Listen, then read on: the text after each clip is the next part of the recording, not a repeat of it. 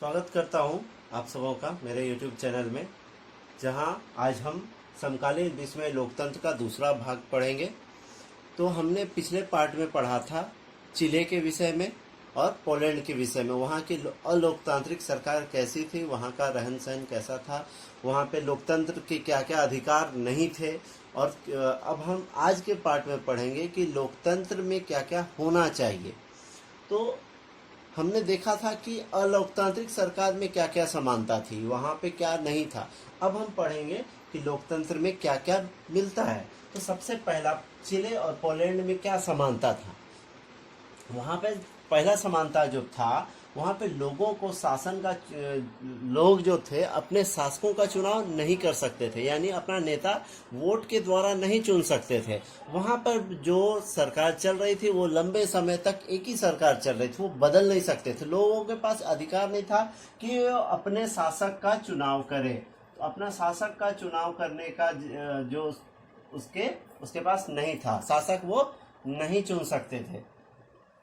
दूसरा क्या था, विचार अभिव्यक्ति, संगठन बनाने और राजनीतिक गतिविधि पर प्रतिबंध लगा हुआ था। लोग अपने विचार नहीं व्यक्त कर सकते। विचार अभिव्यक्ति मतलब राजा या वहाँ के सरकार के विरुद्ध कोई भी बोल नहीं सकता है, कोई कुछ छाप नहीं सकता है, ना ही कोई संगठन बना सकता है, ना ही कोई मजदूर का ग्रुप जो बनता है वो बना सकता है, ना कोई संगठन बना सकता है, ना ही कोई और पार्टी उसके खिलाफ चुनाव लड़ सकती है, ना ही उसके सामने कोई भी राजनीतिक काम हो सकता है। तो हम यहाँ पर ये समानता देखते हैं कि चिले और पोलैंड में ये समानता थी।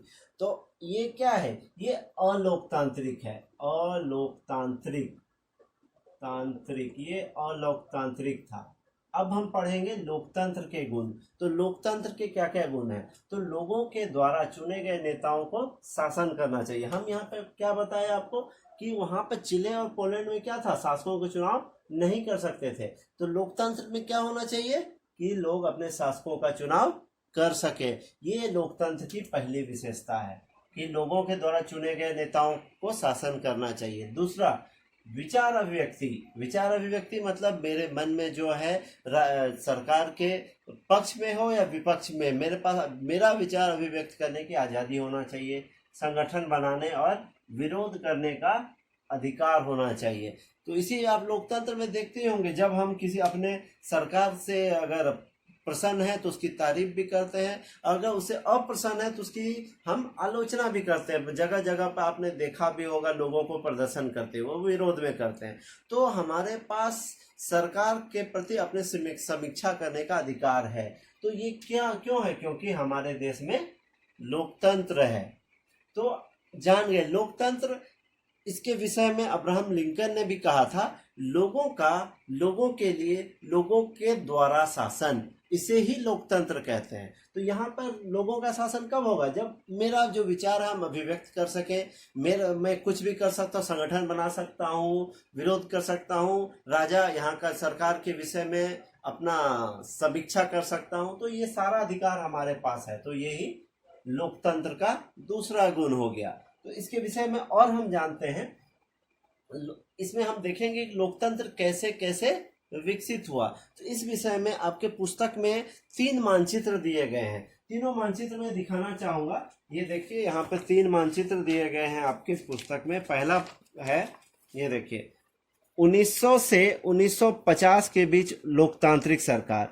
तो ये आप देखिए, उत्तरी अमेरिका और दक्षिणी अमेरिका में जो है, यहाँ पे कुछ जगहों पर आपको दिख जाएंगे, ये पहले से लोकतंत्र है।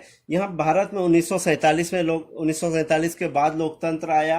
तो ये कुछ जगहों के देख रहे हैं आप, जहाँ 1900 से 1950 के बीच लोकतांत्रिक सरकार थी।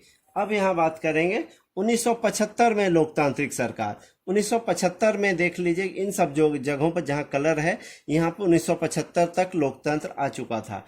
अगला मानचित्र है 2000 में लोकतांत्रिक सरकार। तो यहाँ जो पीला इलाका देख रहे हैं, यहाँ पर 2000 तक लोकतंत्र आ चुका था। इसके विषय में मैंने कुछ देशों के नाम लिखे हैं, जो आपके बुक में क्वेश्चन भी पूछा गया है। इसका आंसर मैंने यहाँ पे दिया है।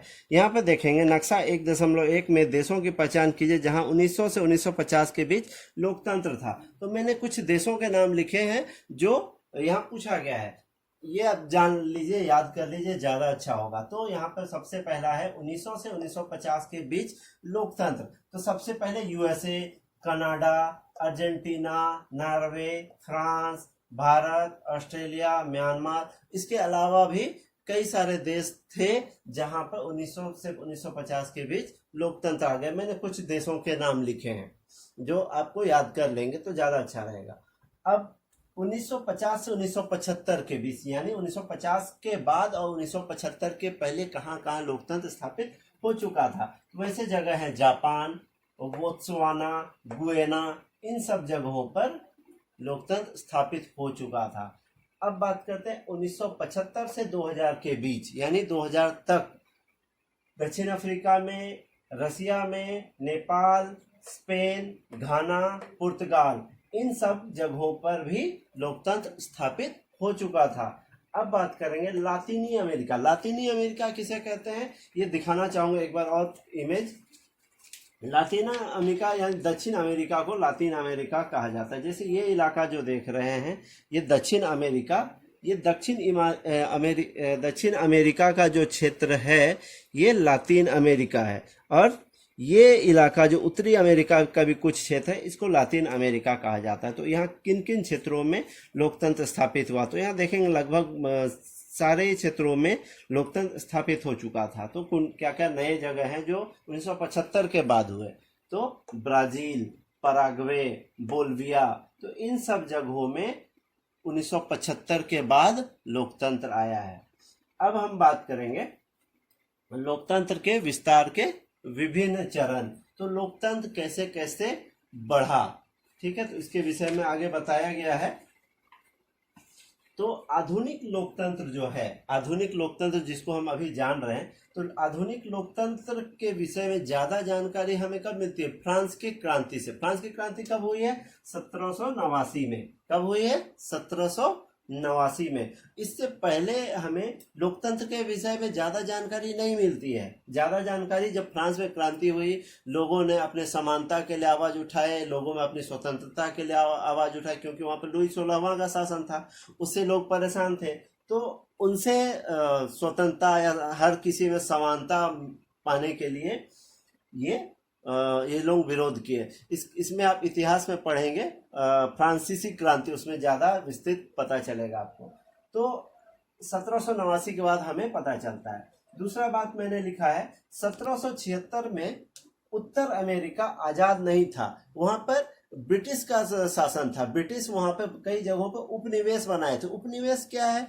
जहां पर कोई देश शासन करता है, किसी देश पर जब कोई शासन करता है और उस देश में अपना नियम कानून चलाता है, उसे अपने अनुसार संचालित करता है, इसको उपनिवेश कहते हैं। जैसे भारत हमारा देश है, हमारा देश भारत भी अंग्रेजों का गुलाम था।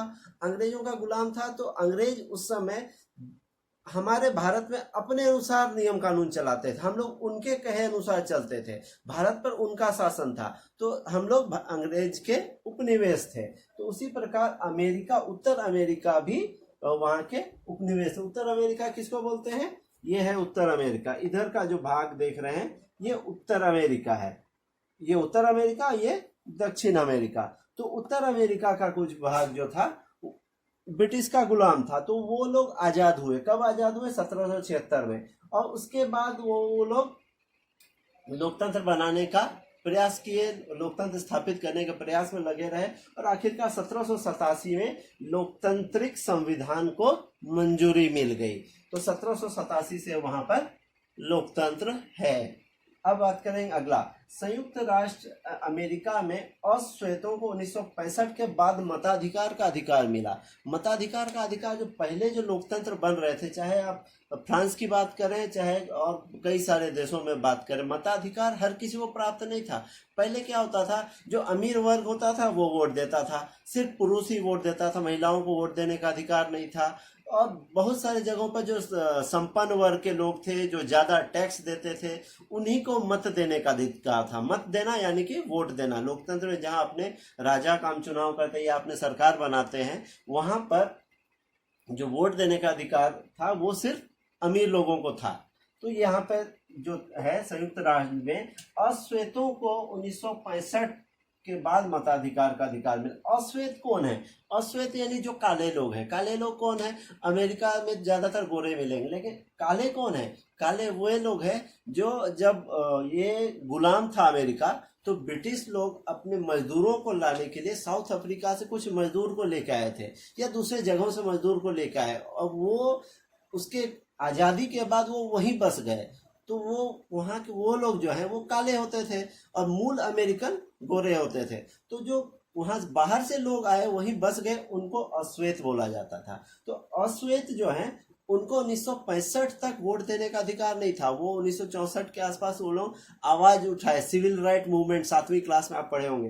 तो सिविल राइट मूवमेंट जो हुआ उसके बाद 1965 के बाद इन लोगों को मताधिकार का अधिकार में मत देने का अधिकार मिला, यानी ये लोग भी अब सरकार के लिए वोट देंगे। और इसी के बाद आप इसके बाद बराक ओबामा को जानते ही होंगे, वो भी अश्वेत अमेरिकी हैं। उनको वो पहला अश्वेत अमेरिकी है जो राष्ट्रपति बने थे। अब हम बात करेंगे सन 1900 तक न्यूजीलैंड भी सार्वभौमिक वयस्क मताधिकार मिला था। 1900 ईस्वी तक सिर्फ न्यूजीलैंड को ही सार्वभौमिक वयस्क मताधिकार का अधिकार था, मतलब हर कोई वोट दे सकता था। यहाँ पे कुछ लिस्ट दिया गया है, ये देखिए, यहाँ पे एक लिस्ट दिया गया है, यहाँ पे आप ध्यान से देखिए।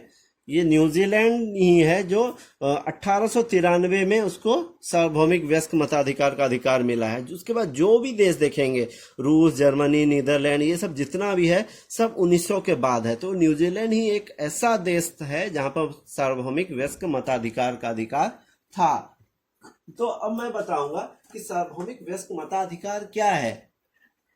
सार्वभौमिक वयस्क मताधिकार ये है जब 18 वर्ष से अधिक के जितने भी पुरुष हो, चाहे महिला हो, चाहे वो अमीर हो, चाहे गरीब हो, किसी को भी सरकार के चुनाव में मत देने का अधिकार होगा, तो उसको ही सार्वभौमिक वयस्क मताधिकार कहेंगे। क्योंकि हम लोग 18 साल में वयस्क होते हैं, तो 18 साल से अधिक के जितने भी 18 साल से अधिक के लोग हैं उनको वोट देने का अधिकार है। इसी अधिकार को सार्वभौमिक वयस्क मताधिकार कहा जाता है। तो आज के पार्ट में हम इतना पढ़ेंगे। नेक्स्ट पार्ट में मैं उपनिवेशवाद के अंत से शुरुआत करूंगा। अगर आपको मेरा वीडियो पसंद आता है तो लाइक करें और सब्सक्राइब करें। धन्यवाद।